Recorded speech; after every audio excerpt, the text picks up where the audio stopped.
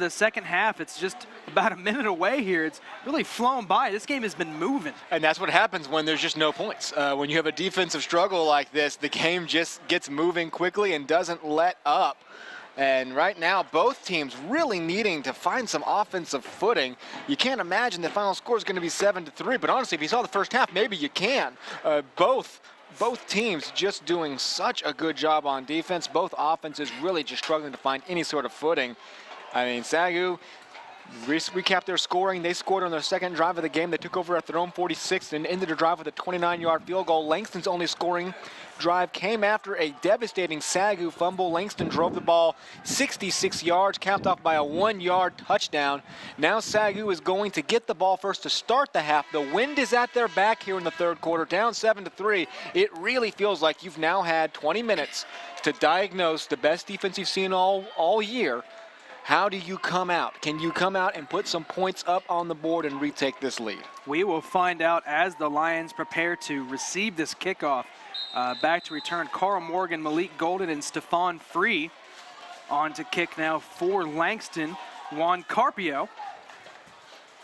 And the kick is up. It's going to be fielded. The Lions are going to have good field position here. Carl Morgan comes up to get it past the 25, trying to take it around the edge. Good blocking. He's going to go past the 40 and out of bounds. The SAGU Lions going to have good field position here to start this third quarter. Maybe that's what's so impressive about these two defenses. They haven't exactly had a lot of help from their offenses. Langston took over 3 times in SAGU territory. The SAGU defense stopped them for no points on every single drive. Meanwhile, SAGU took over at their own 40 and their own 46, only able to get 3 points out of that. Now they take over at their 41 to start out after about a 21-yard kickoff return. So solid field position, and C.J. Collins comes into the game with Lowry and Allen in the backfield. A different look than what we've seen early on here in the game.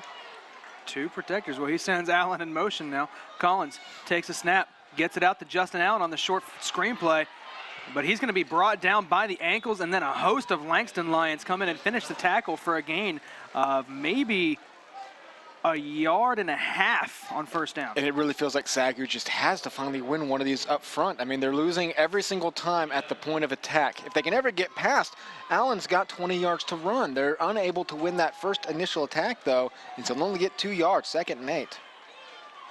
SAGU now. Collins sends Brown in motion. Collins fumbles the snap, but he gets it back and throws it towards the middle of the field to Roderick Brown, but he is hit from behind, and it goes through his hands. And that's going to bring up 3rd and long. It looks like the ball is just going to go a little bit too high for Brown to get a great handle on it. It is going to hit him in his hands as he gets hit. So just really 3 things contributing to that incomplete pass, and it brings up a 3rd and 8. And you would hate to just lose this golden opportunity, starting off a solid field position on another 3 and out. SAGU suffered 3 3 and outs in the first half. So did Langston. Both teams with 3 3 and outs in the first half. Collins now. Took a while to get the play in there. He's got less than 10 seconds on the play clock. Got to get the snap off. You don't want to burn a timeout 1 minute into the third quarter. Collins sends a man in motion, gets it off, fakes it to Lowry. He's back to pass. He's going to get brought down from behind. It's going to be a strip sack and a fumble recovered by Langston. Collins gets brought down by linebacker DeJean Cash. Or rather, Tyreek Ray gets there, and the ball is recovered by Peter Gordon. Just not a good job of protecting your quarterback's blind spot. 2nd SAGU turnover of the game. The first one erased the chance to get a score. This one puts Langston in excellent field position. The 4th time of the game they'll start in SAGU's side of the field. Just a blown play from the start. SAGU's offensive line just cannot put together any wins right now. Jalen Lowe in the quarterback for Langston sends a man in motion to Jackson, but he's going to fake the handoff and pass it down the middle of the field, and he finds his man. And he finds number 11, the big tight end, down the middle of the field, and that is the longest play of the day for Langston on the pass completion. Absolutely, and he almost underthrew him, just barely got it off, and that shows how little they've done. SAGU just totally dropped back, lost the man entirely. He was wide open. Now down to the 19-yard line, looking for a quick strike here in the second half. Put SAGU in a big hole. Going to hand it on the end around to Jackson. Jackson does have some explosive ability on offense, and this time he's going to pull the pile down to the 1-yard line, and in 2 plays, Langston converts the fumble by C.J. Collins down to the 1-yard line, and they are in business here. Yeah, just the initial contact we made around the 15-yard line, just going to keep on fighting. We've seen Jackson do that a couple of times today. SAGU's defense, as good as they've been, their biggest problem has been wrapping up today, and now they're on the door of going down by 2 scores. Lowe going to keep it himself, and he is going to get stopped, but pushes the pile ahead into the end zone. It gives Langston their 2nd rushing touchdown of the day, and barring an extra point, they will be up 14-3. And you gotta love this position if you're Langston with that tout defense. And you see he's going to go right up the middle, and apparently he's going to be able to get the ball across the line enough for the judge at the top to rule it. And for SAGU, you now have 2 turnovers, and it's led to 2 touchdowns. That's a simple storyline for you. This is supposed to be your chance to take over the second half. Kick is up, and it is good. It is 14-3. This is supposed to be your chance. Getting the ball first to start the half. You get nothing. You get absolutely nothing. You get a 2-yard gain, an incomplete pass, sack, fumble. SAGU's offense just doing their defense no help at all. The 4th time of the game, Langston takes over in SAGU territory. They finally come away with some blood, and 14-3 feels like more of a mountain to climb than it ever has before with what this Langston defense has done to SAGU today. They have got to find some answers. We see a score update for you here. Lindsey Wilson, number 5 in the nation, leading Georgetown 23-7. So a lot of top 20, top 25 action going on around the NAIA today.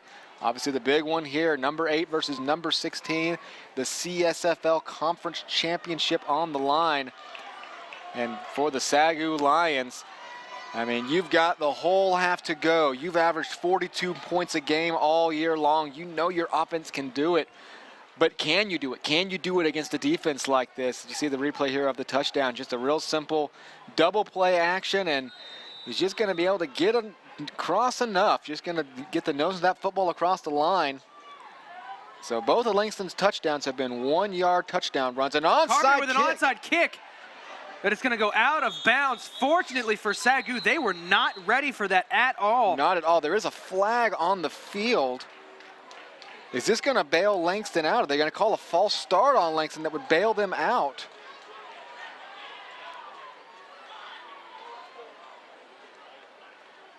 Waiting on the call. Both sides, kicking team. That penalty's declined. Kick out of bounds. 5 yards added to the end of the kick. First down. So SAGU will take over with amazing field position. Very interesting call by Langston. You wonder if that's from the sideline, or maybe they've given the kicker the green light to go if he's, because again, SAGU was not prepared at all. So they'll take over at the Langston 46-yard line. Very interesting after what your defense has done this game to go up 14-3 and give SAGU's offense a little bit of life at the 46-yard line. Here is Collins. He's going to roll out to his right. Ricky Bickham checks into the game. Collins now looking for Justin Allen. Justin Allen holds it in, down past the 30, inside the 25. Justin Allen, the sure-handed receiver for the Lions, brings in that Collins pass. And pretty much everything the Lions do right now has to be walking a tightrope, because Langston is there. They're there in the covers. They're there on the blitz. CJ just has to make this throw. He's able to hold off just long enough to set his feet a little bit. Great pass down to the 23-yard line. SAGU looking to get back on the board here, trailing by 11. Sends Dotson in motion out to the left. Collins drops the snap. Screen pass to Roderick Brown. Brown gets tripped up after a gain of 2. And you got to think that the bobble of the snap there may have mistimed that play. That definitely cost you big, because Brown has a hole here. But because of the bobble, it gives the defender enough time to get back on the play. So it's only a gain of 2. Otherwise, if you don't be able to cleanly field it and get it out to Dotson immediately, it's going to be a more than 2. Let's just say that. So 2nd and 8 at the 21-yard line. Here is Collins, since Allen in motion. Collins takes the snap. He's back to pass. Langston brings the pressure, trying to fit it into Roderick Brown, but a flag comes in late. Down at the line of scrimmage. We'll see what the call is here. Langston Lion is down. Timeout. That is number 50, Travion Miller. And Collins was tempting fate again there, throwing at the triple coverage. Wait on the call. Offense, number 52, 10 yards from the previous spot. Replay, second down. And Zach Irwin gets caught with a hold. And when the Lions got down into Langston, only the trip into Langston field position in this game, they had back-to-back holding penalties. They were able to finally erase them thanks to a Langston defensive holding penalty, but they never really kind of got the yards back. Another look at your top 25 here. A host of undefeated teams atop the top 5, and then 2 more right after Grandview with Langston and Southern Oregon. Langston with a solid chance to host a first-round game for sure if they win in this one. Meanwhile, SAGU at number 16, a win today would all but lock up an NAIA playoff spot. A loss, and they're going to have some things very much go their way over the next week to make it in as an at-large. After the injury timeout, the Lions come out. Travion Miller being helped off the field by 2 players. The Lions come out 2nd and 18 after the holding call. It's not something you ever want to see. A player having to be helped off. Really no power on those legs at all. Yeah, it's only an 8-yard penalty, so the holding must have occurred a little bit upfield. Well, it was 2nd and 8. Ah, yes. 2nd Collins and 18. now, 3 to his left. Back to pass again.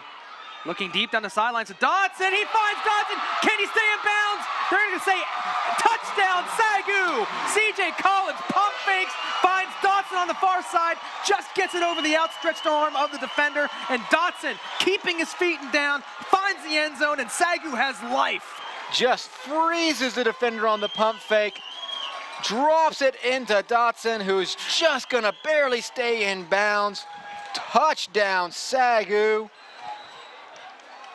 What a huge turn of events. After the failed onside kick set the Lions up at the 46-yard line. TH is on. The kick is up and good. It is 14-10. So after a disastrous start to the half with a turnover leading directly to a touchdown, Langston pulls out a trick play. It doesn't work for them, though, and just watch this breakdown. Just watch CJ's eyes on this as he's going to go back to pass here. You have a little bit of play action, not really too convincing there. He's going to stop, pump, freezes 2 guys, and then drops it. And you're going to see the defender come up, just sell out too much for the interception. He's going to come about a yard too early. If he's a yard or 2 further back, that is going to be an interception. Just drops it into Dodson, who does an amazing tightrope down into the end zone. 14-10, and this game is on. Another score update. Grandview up 30-21 against Benedictine. That is in the closing minutes. So just a little under 12 minutes to play in the third quarter here. And after a 7-3 defensive struggle, it's been 2 very short drives, but we put up 14 points in this game after only putting up 10 the entire first half in just over 3 minutes. And again, and you on Langston's sideline, you got to be thinking about that onside kick attempt. Very interesting call. Among's kick is a good one into the end zone, and Langston on the touchback will have the ball at the 25, and this SAGU defense has got to want to come out and play better than those 3 or 4 plays that they saw the last drive by Langston that resulted in a touchdown. And that's been the whole story. I mean, every Langston drive that has not ended in a score has basically been all SAGU domination up front. They have dominated that game. As you see a live look in here on the Benedictine game. A minute to play, 30-21, but really, when it comes down to it, all of Langston's damage has been done on those drives, and they've been unstoppable, those 2 drives. Just been unstoppable, winning everything up front. So it's time for SAGU's defense to go back to the way it was before. In the game now is new quarterback Milton Harper takes over for Jalen Lowe. Completes the quick screen pass for 3 yards. And SAGU does a good job of getting on that one quickly. And the Lions, the SAGU's defense, they got to love when Lowe is not in the game because they have really been unable to stop him all game long. It is interesting that we've seen it go back and forth so much because Lowe has been the one making the plays, making the occasional throw, as well as obviously some of the amazing stuff, you know, almost looks like Donovan McNabb back in the day, the way he's been invading in that backfield.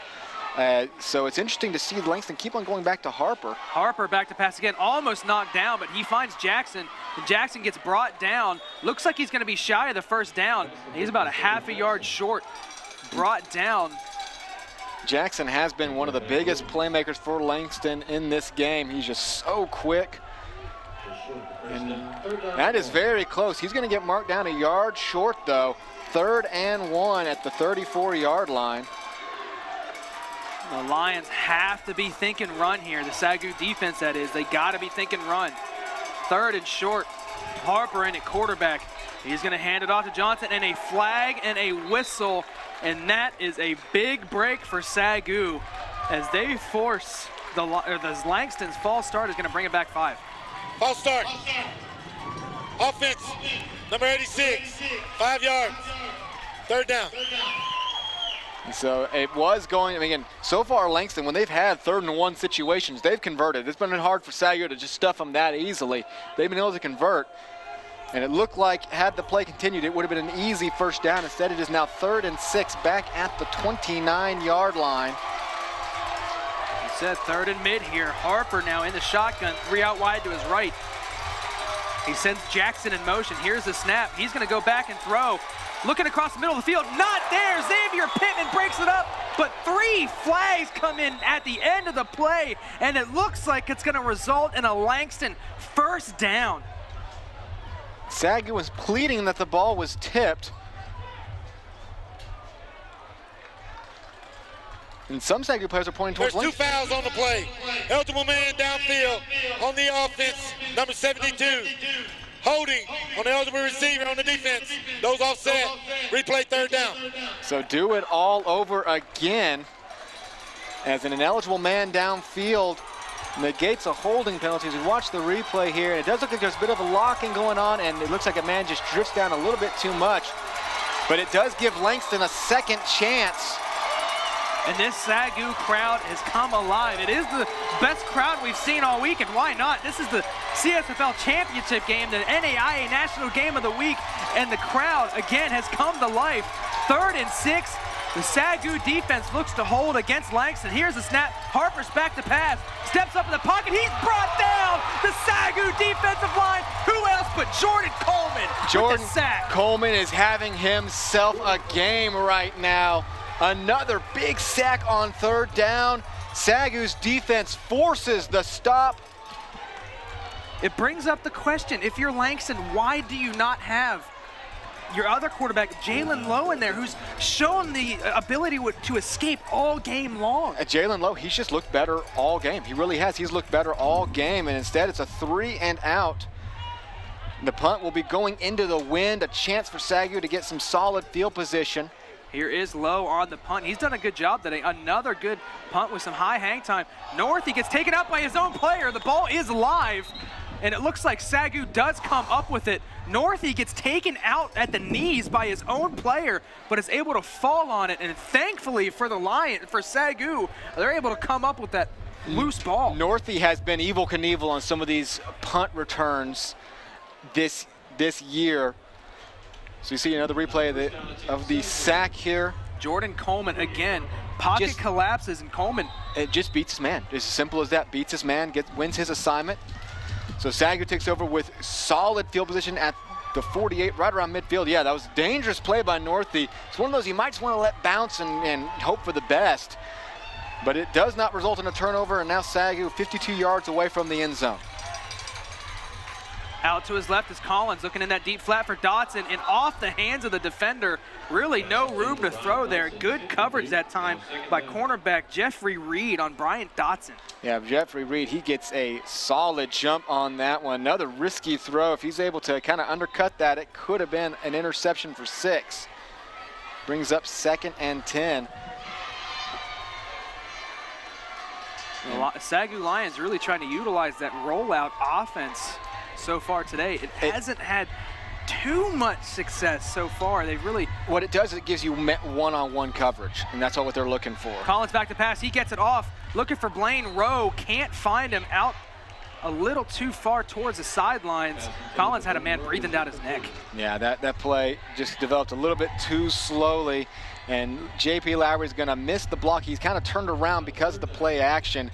Unfortunately, the play action isn't fooling anybody right now because SAGU has had nothing in the running department. After this has been, for most of the season, one of the best rushing teams out there, led the entire conference. It's just been nothing doing today, absolutely nothing. And so now when you're trying to make the defense bite on those play actions, they're like, I don't think so. I don't think you can run on us. So we're just going to keep blitzing you, and we're going to keep dropping our guys back into coverage. Here is Collins on 3rd and 10. He fakes a handoff again. He's back to pass. He steps up in the pocket. He gets it off. He finds Roderick Brown. Roderick Brown good after the catch. He's down the far sideline. A flag comes out.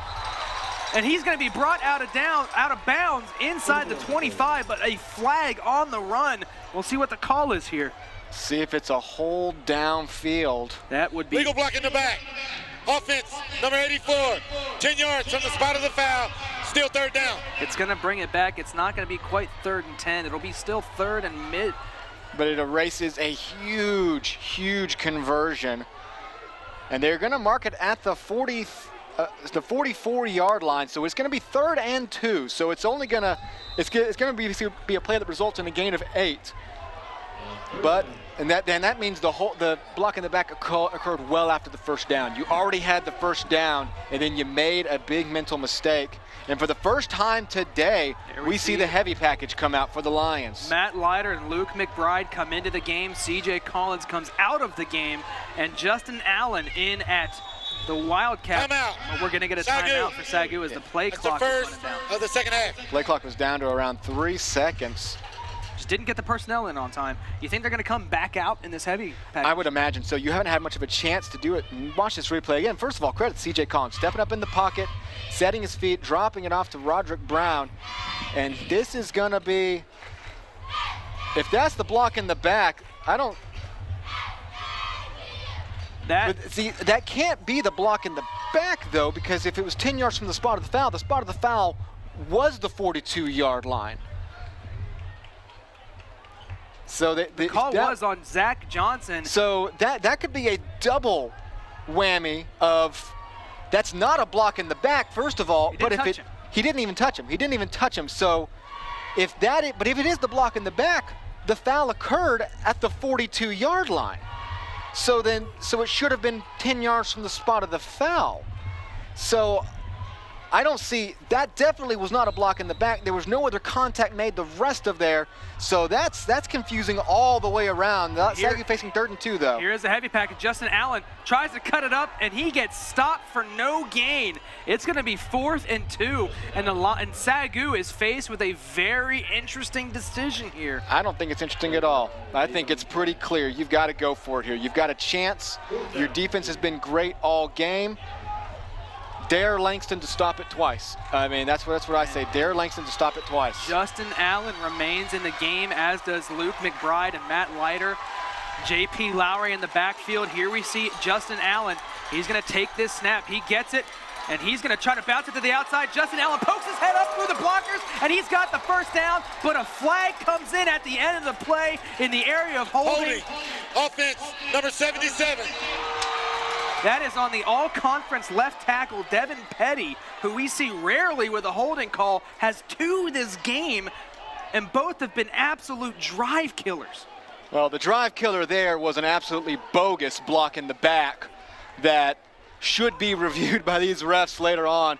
We try to catch it on the replay here, and he's just going to grab a hold of the guy's shoulder pads as he's trying to get around, and it negates a 1st down. So 2 first downs negated by penalties. Again, go back to that block in the back. That's just an awful call. And it's an awful call on 2 reasons. If that's the call you made, it should have been back at the 49-yard line. It's just awful all the way around. Got to be better. It's a championship game, and the refs need to play it like a championship game as well. Maverick Montiel's punt is going to go out of bounds. And that's not going to be a good one. It's going to look like it sailed out past the 20 as we walk it up here. Wow, they're going to mark it down at the 18. I thought for sure it was past 25. But Langston taking over here at the 18-yard line after SAGU's drive putters out after a questionable block in the back call. Final score update, Grandview hangs on to beat Benedictine 30-27. And now SAGU's defense comes back out after they forced a 3-and-out on the last drive, the fourth 3-and-out of the game for the SAGU defense. And it is Jalen Lowe in at quarterback, who has had far more success in this game. Sends a man in motion. He's going to hand it off to Taj Johnson. Johnson tries to bounce it back up inside, but he's brought down by that SAGU defensive line. Darnell Martin and Matt Leiter combined for that stop. A loss of maybe a half a yard. They are going to knock him down just a little bit. And just good job of keeping the guys in front of him and wrapping up. SAGU's done a better job of wrapping up here in the second half. Even in the first half when they were getting the stops, it felt like there were more broken tackles. Here is Lowe in the shotgun. He's got two guys in the backfield with him. We've seen him throw out of this formation. Hands it off to Johnson. Johnson's got some room, but he runs into his own guy. He's going to get brought down after a gain of 4. And it's going to be third and about 6 or 7 here. And a little teammate interference there, as he definitely has the momentum. He's going to cut through the first hole, and if he can get around, he's going to get more yards. That holds him up, though. Keeps it to just a 3.5-yard gain. It's 3rd and 7, another big third down. Langston's really struggled on these 3rd and mids. Here is Lowe. Has not really shown the ability to pass down the field except for one play. 3rd and 7. The Lions defense looked like they're going to bring pressure. Kobe Roach up in the box here, as well as Landon Jones. Here's the snap. SAGU brings 4. He rushes it with Johnson. Johnson gets brought down. It's going to be 4th down and 4. The SAGU defense gets another stop as Langston brings out the punting unit. And you wonder if that was a byproduct of seeing all that coverage. Lowe went in and looked like he was audibling out, possibly out of a pass, hoping maybe to catch SAGU off balance because they're bringing the blitz. SAGU brought off the blitz a little bit, and that allowed them to corral them for a stop. So another 3-and-out for Langston after they started this half with a very pristine, very clean touchdown drive, really on 3 plays. They were very dominant on those 3 plays. Nothing doing sense. Northey calls for a fair catch. He comes up and he makes the fair catch. Always scary with Sam Northey. He's got such good ability to break off a long punt return, but he makes every single one look interesting. And now SAGU starts with good field position again. This half, they've started at their own 41, the Langston 46, their own 48, and their own 44 now. And you only have a touchdown to show for it. Both teams, again, these offenses cannot complain. Their defenses have been handing them solid field position all game. Upset brewing as Olivet Nazarene is tied with the number 10 team in the nation, St. Xavier. That one going to the 4th quarter. Oh, I'm sorry, in overtime, in the first overtime, knotted up at 23. So a top 10 team in jeopardy of being handed a loss. And if that's what SAGU wants to hear, they want to hear teams in front of them losing right now. You got to take care of business first. You're down 4. I don't think Langston. Anybody on the sideline scoreboard watching right now. Collins back to throw. He pumps, rolls out to his left. Now looking for a man, can't find anyone. Looks to try to throw it up to Dotson, but it ends up going out of bounds, and Collins just gets rid of it. As that play looked to be all sorts of out of shape. Another rollout again, and I see what they're trying to do with the rollouts because Langston is doing such a good job. You want to trust your receivers and give them that one-on-one coverage by doing the rollout, but I mean, there's just no room for Dotson to move. He's blanketed. He doesn't have a step to take.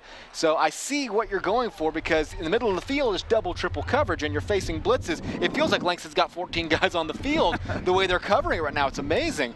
But, you know, it's worked a couple of times, but not consistently. Collins fakes a handoff to Bickham. Out to the flat to Justin Allen, and it was broke on by the defensive back, Jeffrey Reed. And thankfully for SAGU, that ball was overthrown. That was overthrown by 4 yards, and if it had been on target, it's 21-10 as Jeffrey Reed had, again, he read it perfectly. He's got a very apt name with the way he's been reading these passes. And that would have been a pick 6 had it been on target. And maybe CJ kind of felt it, and that's what caused him to elevate the pass a little bit too much. But now a 3rd and 10 for the Lions. We saw a good play to Roderick Brown on 3rd and 10 last drive. Collins now back to pass. He's going to roll out. He's going to stop his rollout. He's going to go deep down the field looking for Justin Allen. He's open, and he overthrows him. CJ Collins had Justin Allen for a touchdown and overthrows him by about 5 yards. Can't connect. And that's the first play all game that CJ has had the time to do this.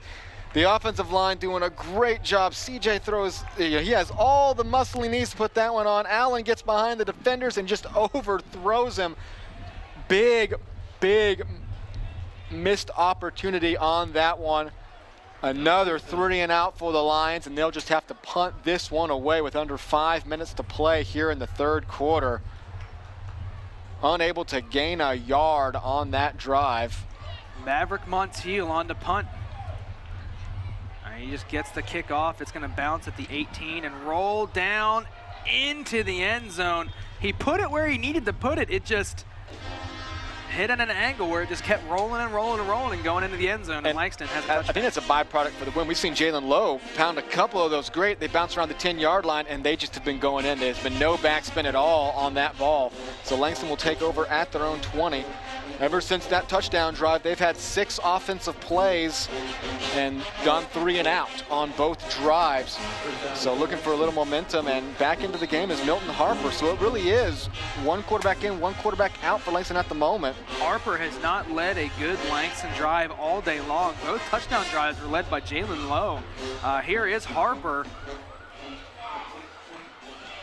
The shotgun, he's going to hand it off to Whitfield, and Whitfield looking for some room. Has not really been a factor today for Langston, but he takes his carry for 4 yards. Not a bad run on first down. And that's what Langston needs to get back to. On their two, well, really they had the one long scoring drive, but on the other one, they've done their best when they've won these first downs and put SAGU back on their heels. Langston has a good enough offensive line that they're not going to lose 3rd and 1 situations many times. They've been winning those. The problem is when they get stuck with 3rd and 7, they just really haven't been able to pick up any first downs. Here's Whitfield again, up the middle this time, and he's going to have first down yardage, bowling through the tackle and falling forward for another yard. First down, Langston. And Whitfield was one of our players to watch. He's only played the last 4 games before this, but he came alive in those 4 games. He really hasn't shown much today, but he takes 2 carries for 13 yards right there, giving Langston their first down since their touchdown drive to start this half. 1st and 10 from the Langston 33. Here is Harper, still in at quarterback. He's now back to pass. Hasn't really been able to find anything all day. Coleman steps up, and Coleman brings him down, but he gets the pass away out of the pocket. That will not be intentional grounding. And they will call it intentional grounding. The ball didn't get back to the line of scrimmage. So the ball did not reach the line of scrimmage, so we got intentional grounding. Loss of down, spot foul. So that is going to go down as a sack for Jordan Coleman. That would be his 3rd of the game. Right Jordan there. Coleman doing a great job. He stays on the man, stays on the tight end underneath. The running back underneath, stays on Whitfield, and as long as he needs to keep him in place, breaks around, grabs a hold of Milton Harper, and yeah, even though Harper was well out of the pocket, that ball only traveled around 4 yards. It wasn't even close to the line of scrimmage. So it's going to result in a loss, a massive loss, back to the 16-yard line. The chains are up at the 43, so this is going to be a 2nd and, trying to do the math here, 27. So that's a 17-yard loss on first down. And it's all because of Jordan Coleman, who is having the game of his life right now. And that's saying a lot with how good he's been this year. The young sophomore, 3 sacks on the day. SAGU looks to be bringing pressure. Harper now back to pass. SAGU does bring a blitz. He finds himself out in the flat, and he makes a man miss. Going back to the middle of the field, falling forward, and he's going to get good yardage, going to make it a manageable 3rd down. Michael Andrade, and it's all about that first move. He's out on an island there on the left side of the field, makes a great first move. He's just going to totally get around Elijah Pruitt there. And then fights through another tackle, get the ball up to the 30, so it is now 3rd and 13. Again, very manageable. Sends Whitfield in motion. Here's Harper, definitely back to pass here. He steps up in the pocket. Can SAGU stop him for the first down? He gets brought down from behind by Aiden Estrada. Estrada sticking with him step for step. Brings down Harper, and another 4th down here for Langston. And that looks like a designed run, but it was really blown up from the beginning. Estrada stays right on him, only a gain of 1. And so another Langston drive will end in a punt. After that first drive by Langston to start this half, the SAGU defense has been lights out. I mean, if you're Langston, at least you didn't have another 3 and out. You were to pick a first down up, but then it was immediately derailed by the intentional grounding. That's a good punt by Jalen Lowe. Brought in by Sam Northey. He goes down to his knees to make the catch. Into the wind. That's the best punt into the wind we've seen today. So Jalen Lowe, he said when he's been on the field as the quarterback, he's been all that they can do on offense. Inside the CSFL update, Arizona Christian taking it to Texas Wesleyan. It's 42-0 at the start of the third quarter out in Fort Worth, just down 287 a ways.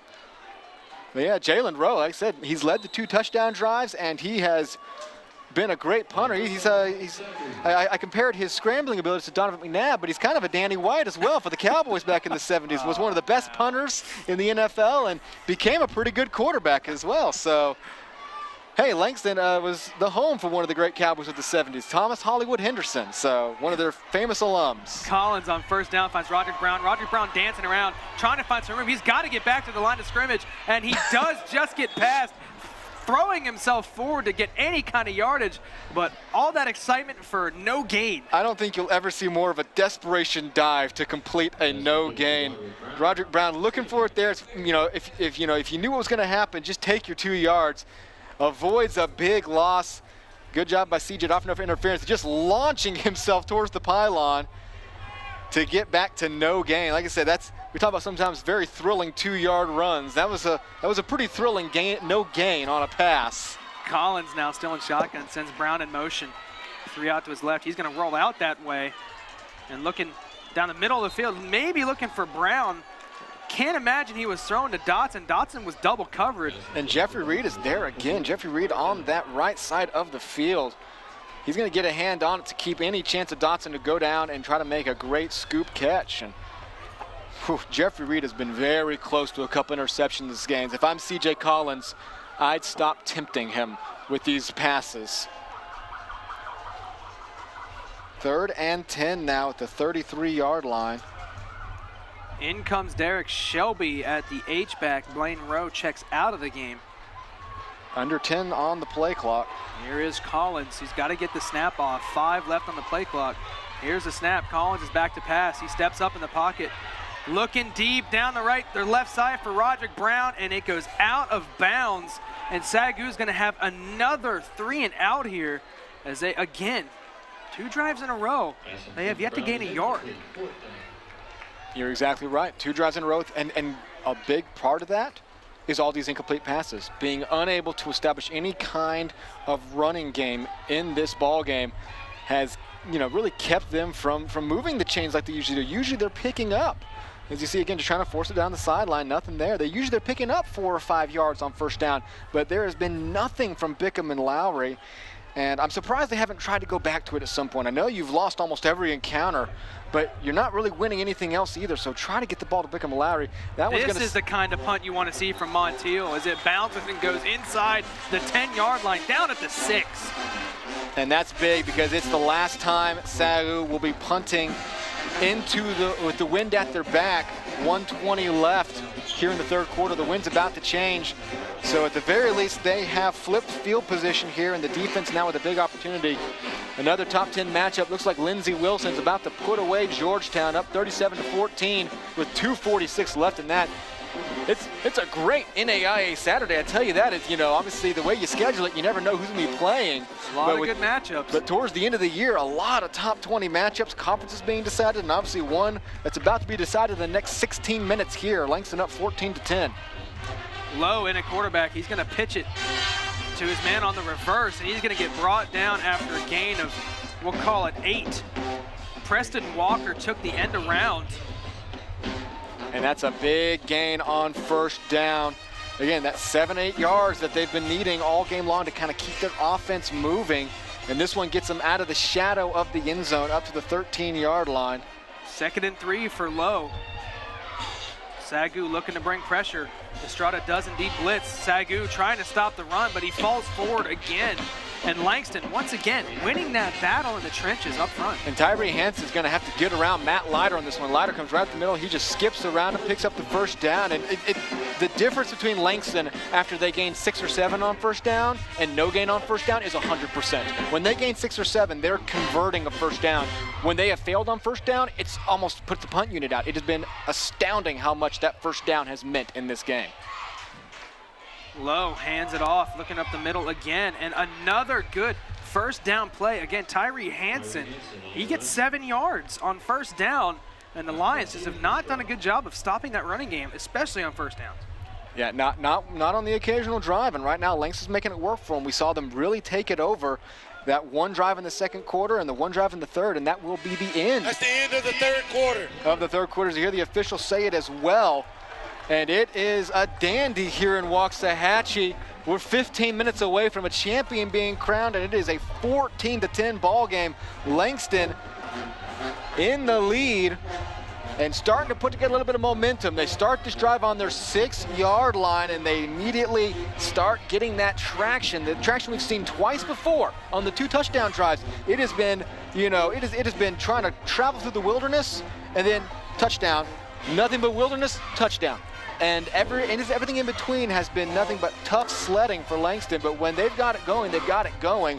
And SAGU's defense needs to make a response now, find a way to stop this drive in its tracks. You've already missed a big opportunity had you been able to force a 3 and out inside the 10-yard line. That would have been huge to get that great field position.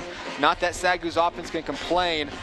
Their worst field position of that half was at their own 33-yard line.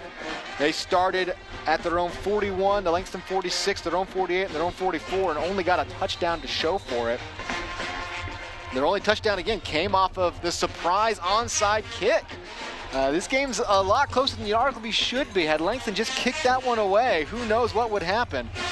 So we're 15 minutes away from the end of this one now. Lowe keeps it himself, gets around Jordan Coleman, and is brought down by Matt Williams. It looks like he's going to be just shy of the first down marker. It's going to be 3rd and inches here for Langston. 3rd and maybe half a yard, and another great move by Lowe to get around to the outside, spins forward. It's going to be just shy of the first down. It is 3rd and basically half a yard, which Langston has been great on today, picking those up. 3rd and short. Langston, he's going to hand it off, and he's going to get brought down, but it looks like he's going to have enough for the first down as they're going to mark him at the 27. Yeah, if he needed 18 inches, I think he got 19, just enough to force the chains to move again. So another conversion up to the 27-yard line. The chains move for Langston, and they've got a little bit of offensive momentum going right now, which already holding a 4-point lead. If they could go down and get a touchdown, that would put SAGU in a very difficult position, especially with the wind in their face in this 4th quarter. Here is Lowe, back to pass, out into the flats. There is a flag on the play, but a good run after the catch by Tyree Hanson. That flag looks to be in the area of holding. This would be a big break for SAGU. If so, it brings another first down. Offense, number 75.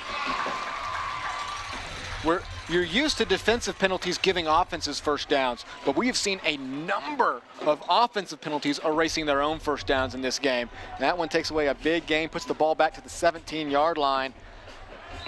And that's just when you've had such trouble on offense for both teams, Langston and SAGU, when you find yourself in a 1st and 20 situation, that just makes you realize how much you have to do to get back to those chains. Joel Thurman gets called for the holding call. 1st and 20.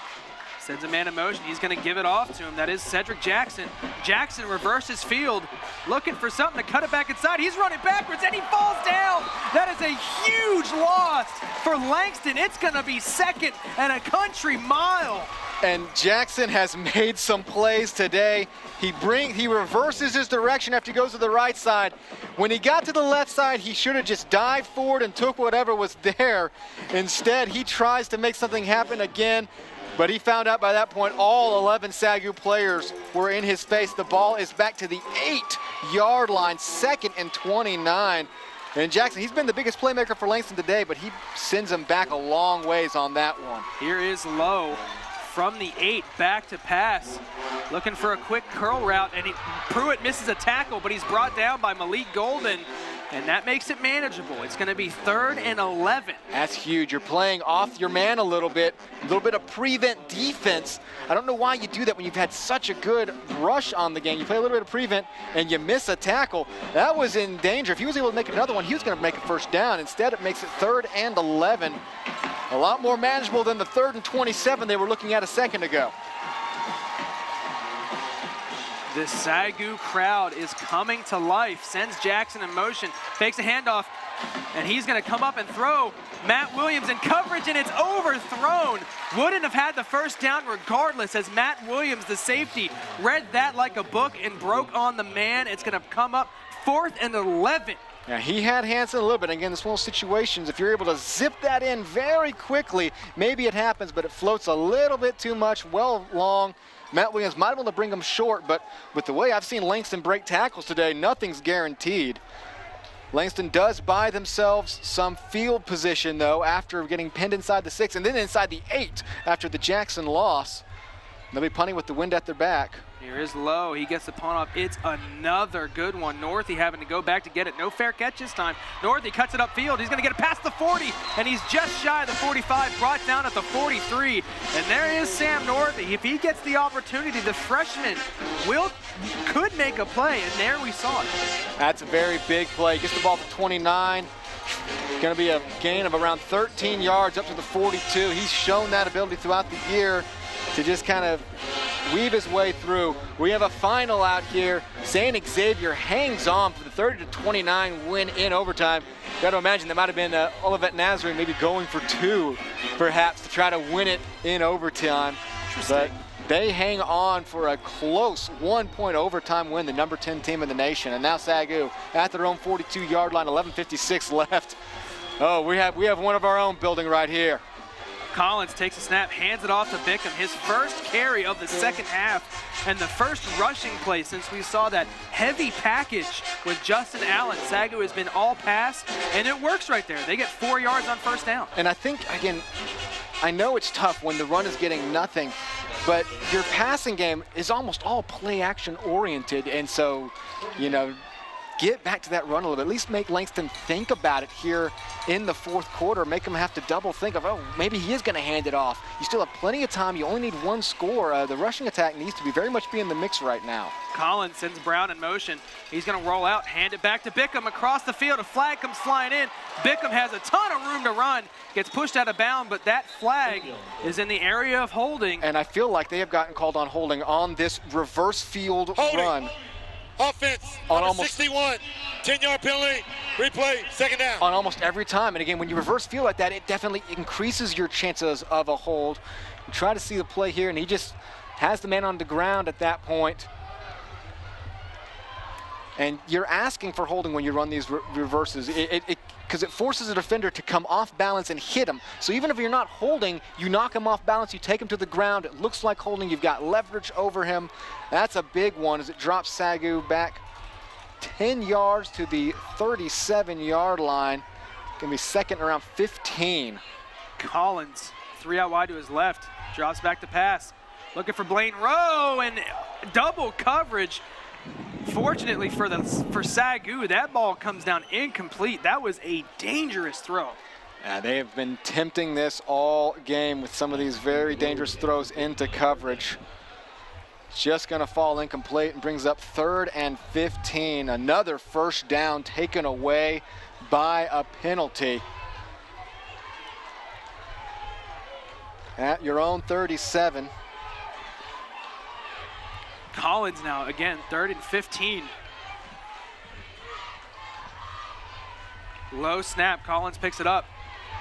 Looking deep down the field, and that's gonna find nobody but a Langston defender, and Collins throws an interception down at about the 40-yard line. Was looking for maybe Justin Allen, but it was picked off by Michael Smith, and I'm not sure. We got a flag on the play. Wait and see what this is.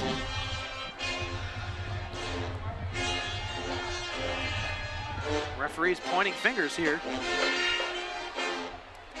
They're going to meet. The flag is back in the SAGU backfield. SAGU's offense hasn't moved, and Langston's defense is back on. Personal foul, roughing the passer. Defense, number 5, 15 yards from the previous spot. Automatic first down. Wow. James Cox gets called for roughing the passer, and the Langston coaches are not happy. Let's try to see if we can see what happens here. CJ's going to get rid of it, and it's going to come in a little bit late. That's tough. That's tough. It's up high. Up high, kind of helmet to helmet. They're obviously, you know, in football, they're trying to avoid that. But a devastating penalty for Langston negates a interception, gives SAGU the ball at the 48-yard line. Oh, just, there haven't been many meaningless penalties in this game. Almost every penalty has just felt devastating. And that one, again, just looks like he came in just a hair too late. That's tough when you're a defender. You're coming on the blitz to be able to pull up like that. But it's a 15-yard penalty. Collins fakes it to Bickham. Looking down the field, looking for Zach Johnson. And he is wide on Johnson.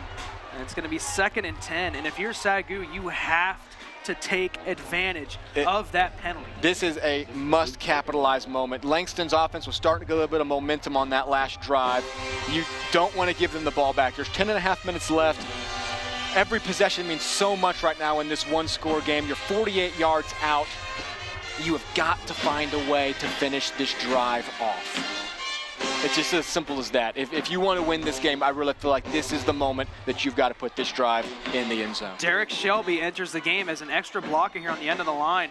Collins now back to pass. He's rolling out to his right, looking for Blaine Rowe. Blaine Rowe can't haul it in, and Collins looked like a little wide there. If he puts it on the money, that's an easy catch. Yeah, it would have been short of the first down. Brings up 3rd and 10, and that's killer right now because you might consider this 4-down territory, but not if it's 4th and 10. And CJ just not accurate, the kind of a wobbly pass. If he's able to drop that where it needs to be, he's going to catch that ball at the 40. You're looking at a 3rd and 2. Instead, it's just too hard for a receiver to haul in. Collins definitely not as accurate today as we've seen him throughout the year. Struggling with that. And against Langston, you can't afford anything but pure accuracy. Collins fakes a handoff to Bickham, looking quick over the field. Roderick Brown falls forward for a first down. C.J. Collins on the quick hitter to Roderick Brown Jr. results in the chains moving for the Lions. Just a quick snap, quick handoff, quick play action, dump it over the middle, let Roderick Brown do what he does. And just is able to fight through enough. The defender knocks him forward. A huge conversion. Are they giving it to him now? Hold on, they're putting it right at the 38. For a second, the chains had stayed still, but it's gonna be just enough. I thought he had more than 38, but they're gonna give him the 38. 1st and 10.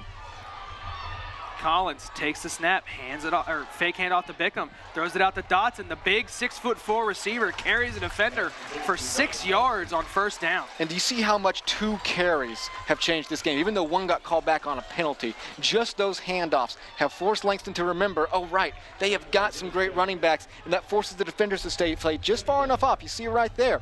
As Dotson has just enough room, as Eric Cormier has to play a little bit further off of him, that give you the 6 yards you need on first down. 2nd and 4 from the 32. Collins sends Brown in motion, back out wide. Collins now rolling out to his right, looking for a man, looking for Blaine Rowe, and Blaine Rowe blanketed heavily by the defensive back, Jeffrey Reed, who has done a phenomenal job in coverage today. Jeffrey Reed has been all over the field. The 6'1" junior, he plays like he's 6'4". He has just been everywhere, especially on that right side of the field. That has been a no-fly zone for the Lions. Not that they've had much flying anywhere in this game, but when Jeffrey Reed has had his man, he has not given him an inch to breathe.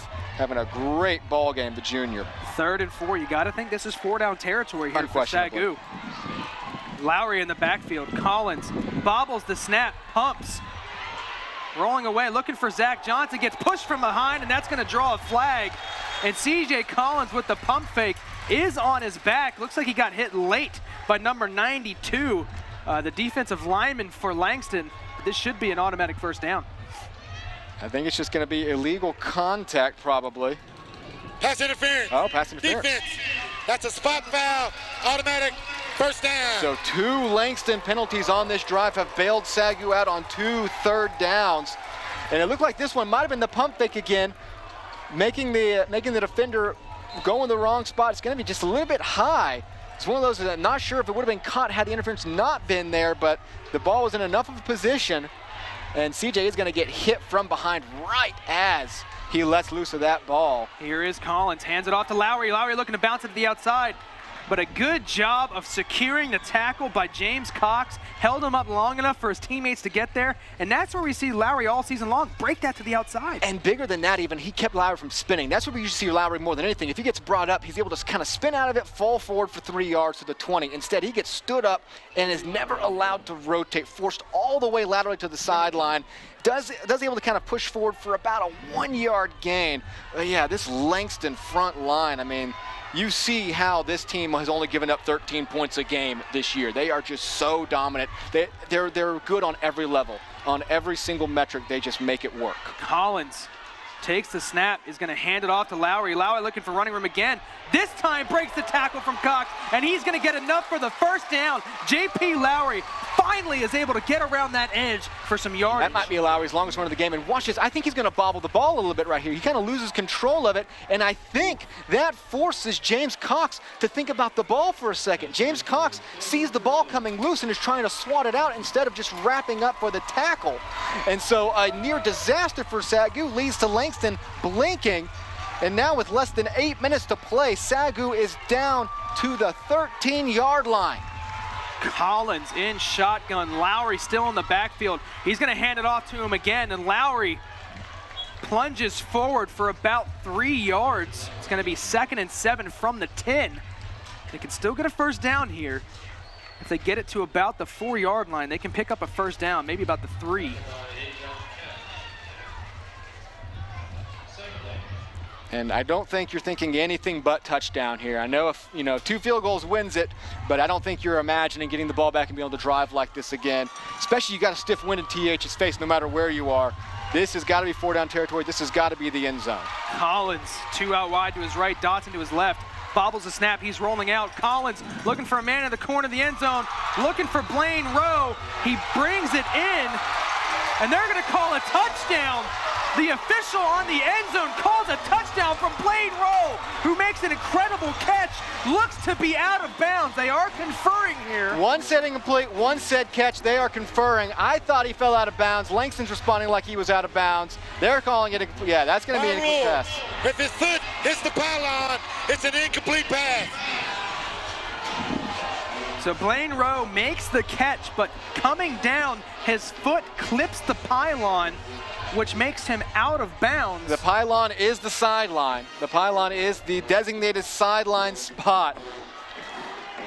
Bringing up 3rd and 7, and SAGU thinking that they have a touchdown. Now they have to go for it again. That's how tight this game has been.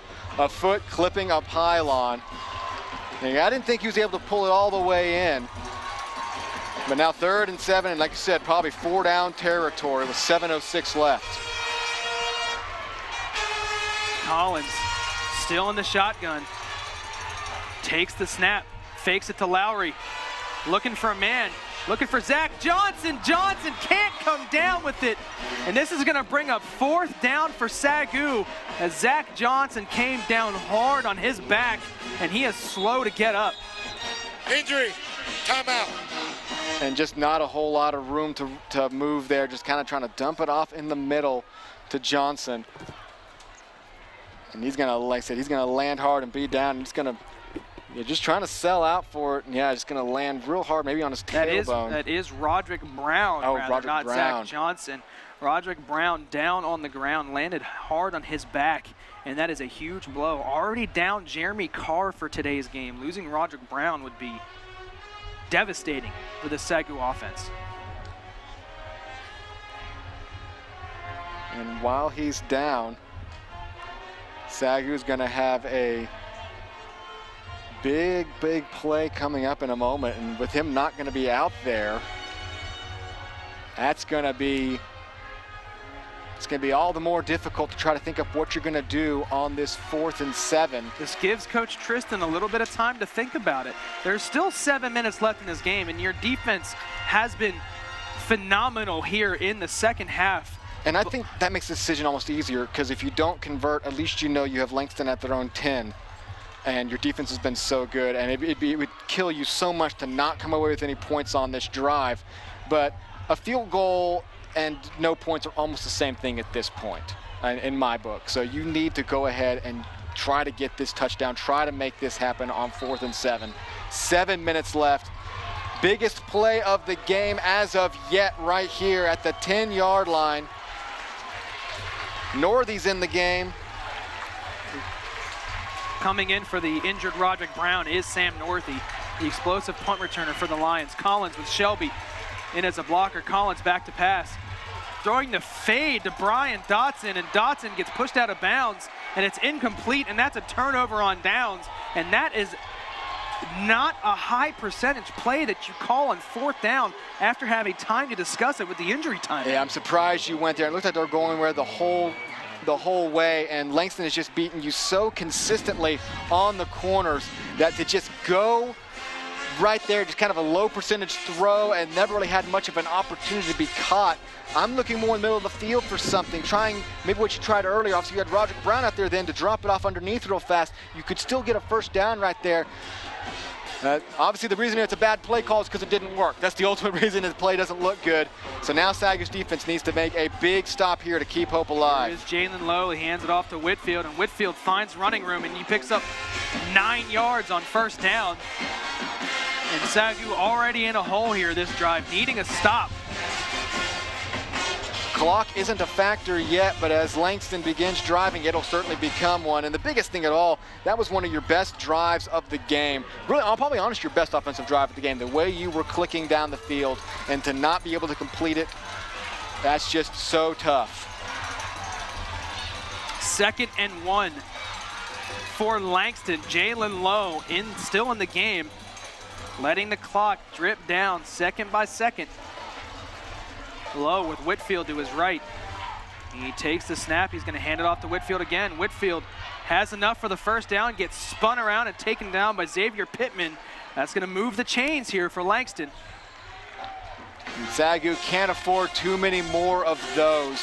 You already let Langston out of the hole, so that's going to make field position less of an attractive option for you. And as the clock is under 6 minutes to play now, you only have 2 timeouts.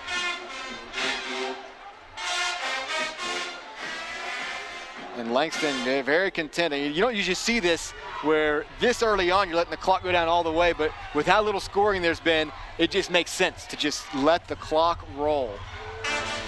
Sends a man in motion. Lowe hands it off again, looking to get around the outside. Brought down from behind by Kobe Roach, and SAGU stops them for half a yard on 1st down. It's going to bring up 2nd and 9. Kobe Roach doing a good job of pursuit. And we've seen it all game. This has been the difference between victory and defeat for Langston. What they do on 1st down, they only get a yard there. Can they overcome a bad start to the 1st down and make a drive work? They haven't been able to do it pretty much the entire game. If they can make it happen here, they might have this game in the bag. Jalen Lowe letting the play clock run down. It's under 10 seconds. He's got 4:40 left to play here in the game. Lowe hands it off to Whitfield. Whitfield rolling forward. He's going to get brought down again after a huge gain on 2nd and essentially 10. Picks up 9. It's going to bring up 3rd and 1, and Langston. This might be the biggest hole we've seen all game on either side for Whitfield to go right up in. It's going to be 3rd and a long one. It's definitely one, but on the other side of the hash. Huge play here. SAGU needs a stop. Jalen Lowe in the shotgun. Whitfield to his left. We may see a design quarterback run here. He's been good all day long. Lowe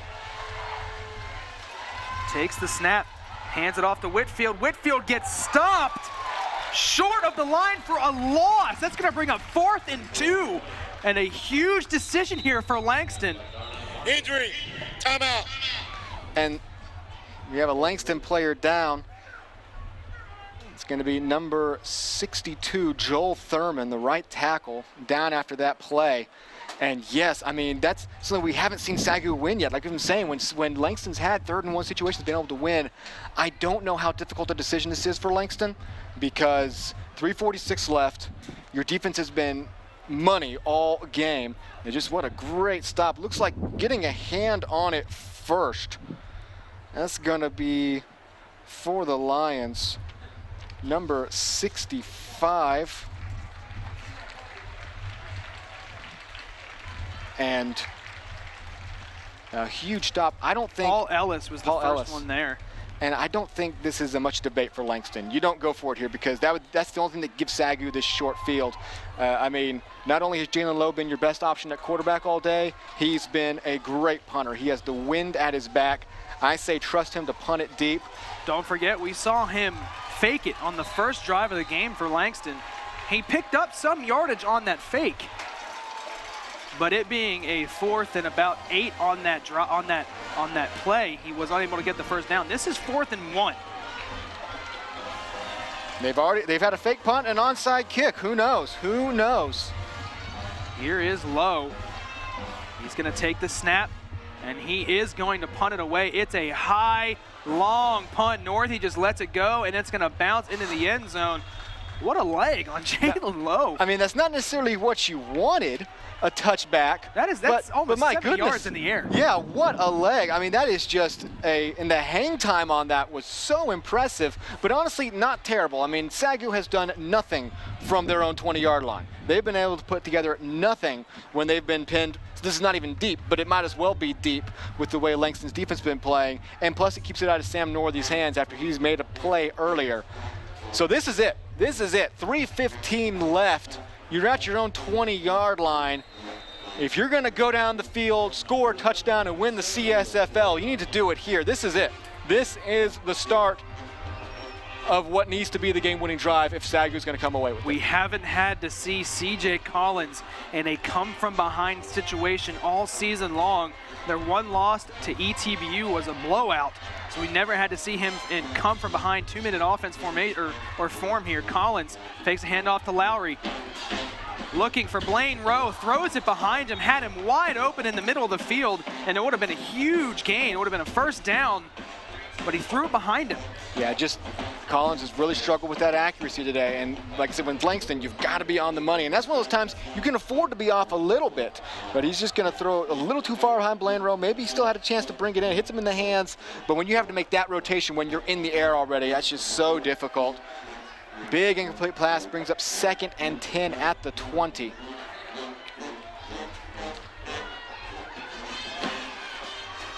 Collins in the shotgun, back to pass. Good protection, looking for Steve Lawson, and the senior on senior day, who suffered a fractured foot early this year. I saw him in a boot 2 weeks ago, makes a huge catch on first down. Has to go up high for it. The defender is on him, and CJ is not off on that one. He drops it in. Great pass up to the 39-yard line, under 3 minutes to play. This is what a conference championship game ought to look like. Our table is shaking right now. It's probably because of Langston band, but our table is shaking right now. Collins fakes it to Lowry. He's back to pass. Looking to the sideline to Roderick Brown, who's back in after getting injured in the end zone. Good to see Brown back out there. He gets 10 yards, another first down up at the 49-yard line. 2:41 remaining. Clock stops. 1st and 10 at essentially midfield. The SAGU offense finally showing some life, moving the chains. Back-to-back first downs. 2.5 left here in the game, down 14-10. Can Collins orchestrate a comeback drive? Collins rolling out to his right. Miscommunication between Collins and Roderick Brown. Brown cut in, Collins is looking for him to cut out. And I think you got to be thinking middle of the field right now. You have not been able to win those sideline assignments. It just hasn't happened, and that's where Collins is looking the whole way, but obviously that wasn't what Brown was thinking. Like I said, miscommunication. Even if it had been there, I don't think that's a complete pass. Langston is just too good on those corners. You still have plenty of time. 2:13, you have your timeouts. Clock is not a factor. So if you have to go to the middle of the field, go to the middle of the field. Here is Collins on 2nd and 10. Fakes it to Lowry. Back to pass, going deep to Brian Dodson. Can't bring it in. It's knocked away by the defensive back in coverage. Eric Cormier is able to knock it down one-on-one coverage with a 6'4" receiver. And that is an amazing play, because if that's able to get through, that could be a touchdown, perhaps a touchdown-saving defensive play. Now 2:07 remaining, 3rd and 10 at the 49-yard line. Could lead to a very interesting decision here in a moment with the clock and the score in your mind. Collins takes a snap, fakes it to Lowry. There is a whistle. And it's Timeout. Defense. And Langston's going to call a timeout, understanding the huge importance of this play. A stop here, and again, SAGU, you know, looking at 4th and 10, you probably have to go for it. With 2 minutes left, I mean, that would mean you'd be punting the ball back to Langston just needing 1 first down to win the game. So this is definitely 4-down territory, even though you're still at your own 49-yard line. Just not enough time left to even consider punting. In what has been a defensive struggle the whole game, SAGU's 2 scoring drives have come starting at their own 46 and the Langston 46, so they've needed that field position. This drive started at the 20, so it'd be by far their longest drive of the game. As for SAGU's defense, since the first drive of the half, where Langston took a short field after a fumble for a touchdown, they have held Langston to punts on every single drive. The biggest stat of this game right now is the turnover margin. It is Langston +2. 2 fumbles leading to 2 touchdowns, both of their touchdowns coming off of fumbles. And now with 2:05 left, ball at the 49-yard line, 3rd and 10. Like I said, knowing that you're going for it on 4th down, almost certainly, be willing to settle if something's there. Collins back to pass. Looking to his left, he finds Roderick Brown, who holds it in for the first down. Can he escape? He cannot. Roderick Brown needed 10, he got 14. And he gets out of bounds. After he struggles and fights for a little ways, he's able to dive out of bounds at the 37-yard line. Huge conversion. Yeah, it's rare to see a SAGU receiver get open like that, so Brown puts a good move on, unable to escape, but does able to keep his footing long enough to get out of bounds and stop that clock. Under 2 minutes to play. Ball at the 37.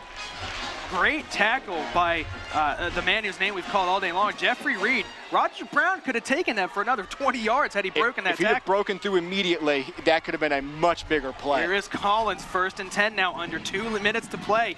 Back to pass, looking, pocket collapses.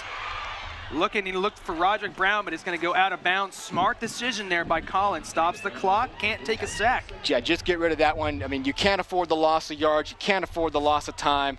And the pocket collapses. SAGU's offensive line does a good job of not letting anybody through to get a hand on Collins. He's finally forced just to throw it away. 2nd and 10. Stephon Free enters the game for the first time today at receiver. Here is Collins, 2nd and 10 from the 37-yard line. 1:50 left to play here in the game. Collins takes the snap, he's back to throw. Looking to that far sideline for Bryant Dotson and overthrows him. There was contact before the ball got there, but no flag comes out. The ball, he led Dotson a little bit too much, and as Dotson recovered trying to get back out, he ran into the defender. And I think that's one of those you're going to kind of call incidental contact. The defender was in his spot, not actively interfering with the pass. Runs into him, and the ball was a little bit overthrown as well. So now another 3rd and 10, 2 incomplete passes. I mean, those just keep putting you in these holes. As this is definitely the ball game here, 1:45 left to play. The play clock's getting down towards 10 seconds. You don't want to have to burn it. They are going to burn a timeout. I guess at this point, you know that if you turn the ball over, it's over. It's over. If you turn the ball over on downs, there's no stopping Langston. You don't have enough timeouts. There's too little time left. So I guess go ahead and use your timeout here on 3rd down, knowing that you either win this game on offense right here or you lose it, and Langston is the CSFL Conference champion. In what has been a great game here today. Probably a little bit less expected than what we thought. I mean, if we had to pick, we probably would have thought the offenses had a better chance of prevailing today. But Langston's defense has been all that is advertised, and SAGU's defense has been up for the challenge to keep with the #1 defense in the nation. And you know, at this point, again, you've got to find a way to get to the middle of the field. There's just nothing for you on the sidelines. You still have plenty of time. 37 yards, minute 45. You have a timeout left. Clock is just not a factor at this point. You're not worried about the clock running out on you. All you're worried about is the downs running out on you. So if you have to go to the middle of the field to pick something up, you saw that little dump off to Roderick Brown earlier that picked up 10 yards because there's just nothing on these sidelines for the Lions. Roderick Brown has had 2 big third down catches this drive to convert into first downs. We'll see if they look his way again. Collins takes the snap and fakes Lowry. They bring pressure. Collins steps up the pocket, and he finds who else but Roderick Brown. First down yardage, 3rd first down catch of the drive for Roderick Brown. Brown, after he had to leave the game a moment ago after a hard hit in the end zone, coming up with all the big catches, just cutting outside, keeping that space with him and the defenders down to the 25, gets out of bounds. The clock stops, minute 39 to play in this one. Collins, not aware of the defensive change, could have snapped the ball and had a free play. But now Collins on 1st and 10 from 25. Takes a snap, fakes it to Lowry. Here he is looking for the sideline to Roderick Brown again. Can't find him, it's through the hands. Yeah, just a little bit too high of a throw. Brown unable to get his hands on it. Trying to the sidelines again, not looking towards the middle of the field. They've had success again in the middle of the field, and they're just going away from it. And like I said, the clock is still not a factor. The clock will not be a factor until there's, I mean, at this point at the 25-yard line, the clock just isn't a factor. There's no way that this clock becomes a factor on this drive. The only reason it's a factor is because if you don't score here, the game's over. Here is Collins on 2nd down. He's got 3 out wide to his left. Sam Northey, Justin Allen, and Bryant Dotson. He sends Northey in motion. Collins, he's back to pass. Looking to the middle of the field. Justin Allen almost brings it in with one hand. Collins found Allen, stuck the left hand up, and couldn't haul it in. That would have been huge. That might have been a touchdown if Allen's able to bring this into his body. Just led a little bit too far. Allen doesn't quite have the height for that one. If he had brought that in, it's a 1st down and goal at the very least. At the most, that's probably a touchdown. And now another 3rd and 10 for SAGU at the 25-yard line. The conference championship on the line here in Waxahachie. Collins on 3rd and 10 from the 25, 3 out wide to his left. He's back to pass, steps up, avoids the pressure, looking to the end zone for Justin Allen, and it's broken up. Allen falls down. It's going to bring up 4th and 10. And ladies and gentlemen, this is your ball game. And CJ could have run there. CJ had plenty of running room after he spun out, didn't want to spin out, but got out of the box. He is going to have plenty of running room right here. There is a defender right there, but if he had maybe pump faked it and took off running, threw it to Allen, just unable to convert. 4th and 10, this is it. This play will decide if we have a little more football to play or if it is all over. Play clock moving down. I imagine SAGU is about to have to use their last timeout of the half. They are going to use the timeout. They said clock is not a factor, so go ahead and use it. Draw up the play you need. That's their 3rd and final timeout. That timeout makes sense. Get yourself a little bit of extra time to talk about a play here because this is the ball game. That timeout doesn't matter if you don't convert the 1st down. And you know, in a game like this, when more things have gone wrong than gone right on offense, what are you looking for on a 4th and 10? I mean, you know, I think these last 2 plays, you're trying to get away from Roderick Brown, trying to find something else. You almost had Justin Allen. It's got to be in the middle of the field, though. You've had that spot. You've had those openings in the middle of the field. And, you know, maybe run some guys at the outside to try to bring guys toward the sideline. Give a guy an option. I imagine if you have J.P. Lowry in here, have him block, but then break out as possibly your last emergency option to get it underneath. And don't forget, I mean, this is not a Cal Stanford situation, but if you're getting brought down short of the 1st down marker, toss it. Keep it alive. This is the season. This is it. This decides whether it's what level of historic season this is for the SAGU Lions. This decides if the Langston Lions can climb back atop of a conference they once ruled consistently. This 4th down is everything.